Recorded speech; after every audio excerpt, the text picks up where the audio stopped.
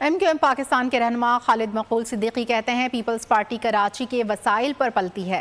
Peoples party کی کراچی کے وسائل پر نظر ہے، عوام پر نہیں. بول کے پروگرام گفتگو کرتے ہوئے انہوں نے کہا کہ سندھ کو یکجا رکھنے کے لیے اپنے حصے کی قربانی دے چکے ہیں. نون لیگ کے ساتھ ذہنی ہم آہنگی ہوتی جا رہی ہے. اس شہر کے جو پالتا ہے 97%. دیکھیں عامر بھائی، چل سکتا ہے کیسے کہ دو طبقے ہیں سندھ کے اندر. ایک وہ جو 97% کما کے دے رہا ہے، دوسرا وہ جو 97% خرچ کر رہا ہے. کہاں خرچ کر رہا ہے؟ لاڑکانہ میں کر لیتے میرے بھائی. کراچی میں بڑی توجہ ہے، کراچی کے وسائل پہ بڑی توجہ ہے جناب. کراچی کے عوام پہ بھی ہونی چاہیے نا.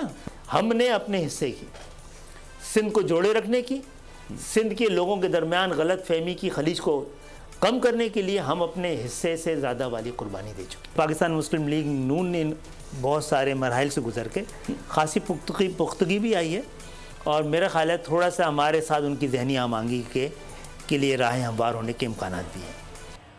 کراچی میں گٹروں کے ڈھکن تک نہیں لگ سکے. 70 سالوں میں 10% بجٹ بھی عوام پر لگا دیا جاتا تو حالات بہتر ہوتے. مصطفیٰ کمال کی کارنر میٹنگ میں گفتگو. بولے ہر کوئی آپ سے آ کر کہتا ہوگا ہمیں ووٹ دو، ہم مسائل حل کریں گے.